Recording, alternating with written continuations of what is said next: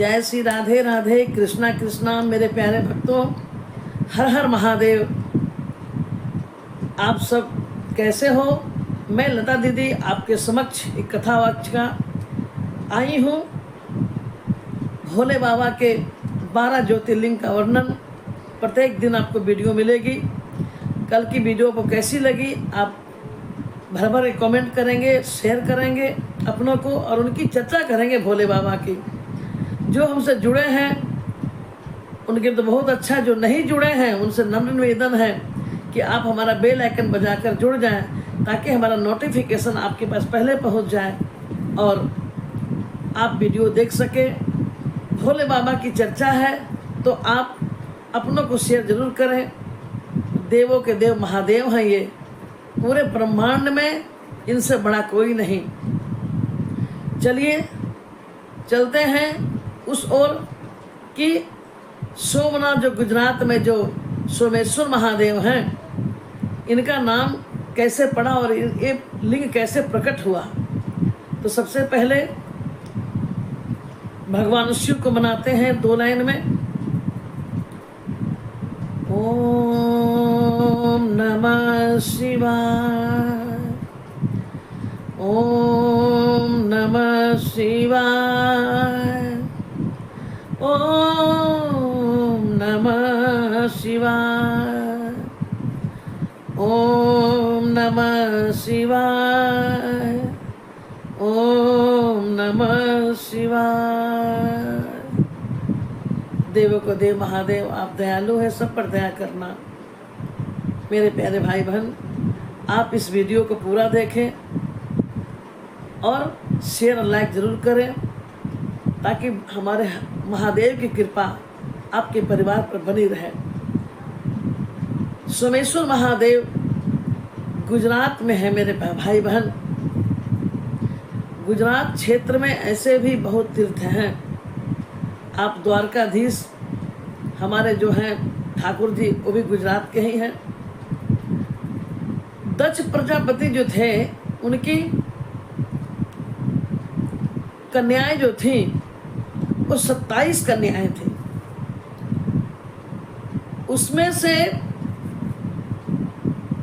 भगवान की 1-2 नहीं, इन्होंने दक्ष ने अपनी 27 कन्याओं का विवाह चंद्रमा से कर दिए।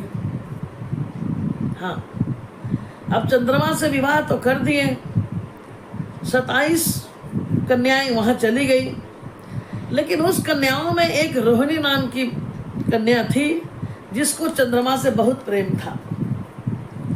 और वो 26 जो बहनें थी उनकी, उन पे वो ध्यान नहीं देकर सिर्फ रोहिणी को ही ध्यान देते और उन्हीं से प्रेम करते। अब एक विवाहिता स्त्री है और अगर उसका पति उस पर ध्यान नहीं दे रहा है तो बड़ा दुख होता है। तो ये सब बहनें कुछ दिनों तक तो सोची कि आज ठीक हो जाएगा, कल ठीक हो जाएगा, चंद्रमा शायद कल हमको भी समय देंगे। लेकिन दिन बीतता गया, कुछ महीने बीते, चंद्रमा रोहिणी को छोड़कर किसी से भी प्रेम नहीं करते। और अंत में ये हुआ मेरे प्यारे कि सब बहनें क्या की, अपने पिता के घर में आ गई। पिता के घर में आने के बाद अपने पिता को बताई। तो पिता पूछे कि भाई आप सभी आ गई, रोहिणी क्यों नहीं आई है? सबने कहा पिताजी, चंद्रमा जो है वो सिर्फ रोहिणी से प्रेम करते हैं, इसी कारण हम वहाँ क्यों रहेंगे जब हमारा वहाँ मान सत्कार ही नहीं है, जब हमें पति ही नहीं चाहता। देखिए, पति से ही सम्मान बनता है पत्नी का। तो अगर पति ध्यान नहीं देगा तो हमारा सम्मान कौन करेगा? ये जाने जब दक्ष तो उनके पास गए, चंद्रमा के पास, और बहुत समझाया। बहुत समझाने के बाद भी जो चंद्रमा है, उन्होंने उनकी बातों को जरा भी ध्यान नहीं दिया।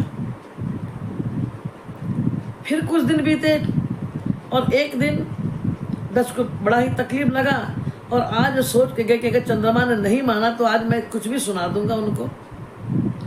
और जब गए तो बोले कि देखो चंद्रमा, मैं तुम्हें समझा रहा हूँ, तुम्हारी पत्नी है तुम उन लोग को लेके आओ और उन्हें भी वो सम्मान दो जो तुम एक रोहिणी को दे रहे हो।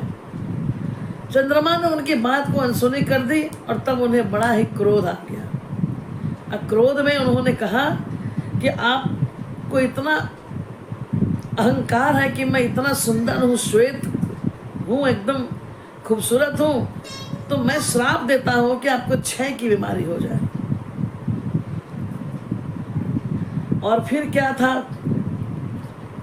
धीरे धीरे चंद्रमा की स्थिति बिगड़ने लगी, क्षय रोग से दुखी होने लगे। तो पूरे संसार में थोड़ी उथल पुथल होने लगी, क्योंकि चंद्रमा अगर बीमार है तो उस चंद्रमा का उगना ही प्रकृति को जागृत करना है।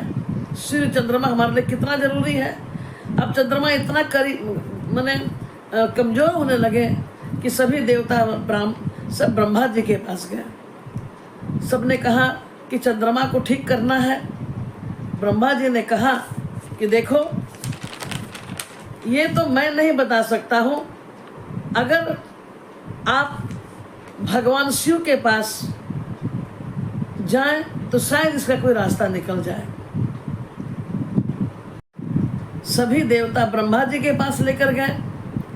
ब्रह्मा जी बहुत सोच विचार के कहे कि आप लोग ऐसा करें कि आप इन्हें प्रभास क्षेत्र में ले जाकर भगवान शिव की आराधना करने के लिए करें।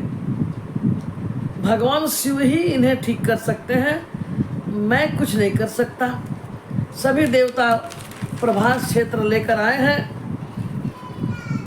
और ले जाकर नियम से निरंतर मृत्युंजय मंत्र से भगवान शिव की आराधना पूजा करने लगे।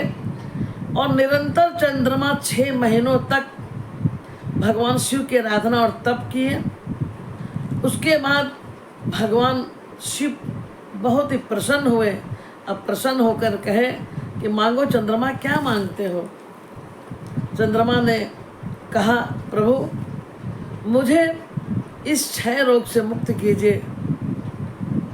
भगवान ने तथास्तु कहा। अब देखिए, भगवान जब आते हैं तो वर भी मांगते हैं और फिर भक्तों के द्वारा जब भक्त उन्हें बहुत प्यार करते हैं तो भगवान कुछ और भी वर दे देते हैं। तो यहाँ जब वरदान मिल गया तो सभी देवता जितने थे ना, कुछ और मांगने के ये में कि भगवान आए हैं। महादेव आज बड़े ही मुस्कुराते हुए आनंदित हैं। तो बोले, प्रभु आपकी जय हो, आपने इन्हें तो भक्ति प्रदान कर दी, लेकिन हम सभी चाहते हैं कि आप यहीं पे अपने विग्रह को रखें। और तभी भगवान के मन में ऐसा आया, शिव के मन में, कि जगत कल्याण के लिए जितने भी देवता हैं सही कह रहे हैं कि जगत का कल्याण भी हो। तो भगवान ने अपने को वहाँ एक शिवलिंग प्रकट किया और तब से विख्यात हुए। अब देखिए, चंद्रमा सोमेश्वर नाम रखाया उस ज्योतिर्लिंग का। चंद्रमा का एक नाम, एक अर्थ भी होता है सोम, और सोम बोलेंगे तो चंद्रमा होता है। तो भगवान अपने भक्तों से वहाँ नाम के द्वारा सोमेश्वर महादेव के नाम से वो विग्रह जो ज्योतिर्लिंग है वो पूरे गुजरात में विख्यात हुई।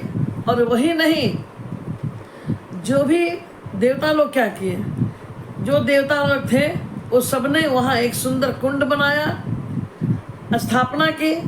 और अगर जिसे भी क्षय रोग है वो अगर निरंतर 6 महीना तक उस कुंड में स्नान करता है तो इस क्षय रोग से उसे मुक्ति मिल जाती है, उसके रोग नष्ट हो जाते हैं और मरने पर वो स्वर्ग जाता है, क्योंकि वो मुक्ति धाम है। भगवान शिव जहाँ भी रहते हैं मुक्ति हो जाती है उनकी।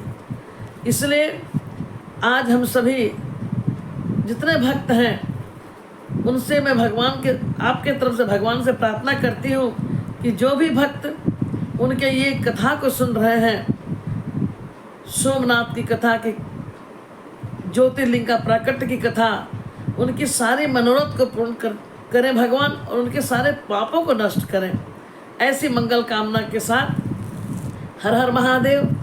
फिर मिलेंगे एक नई कथा को लेकर भगवान के, और एक ज्योतिर्लिंग के बारे में आपके समक्ष आऊँगी। आप जितने भी जुड़े हैं आप इन्हें लाइक करें, शेयर करें, अपनों में चर्चा करें, और वीडियो कैसी लगे ज़रूर बताएं। हर हर महादेव। जय श्री राधे राधे।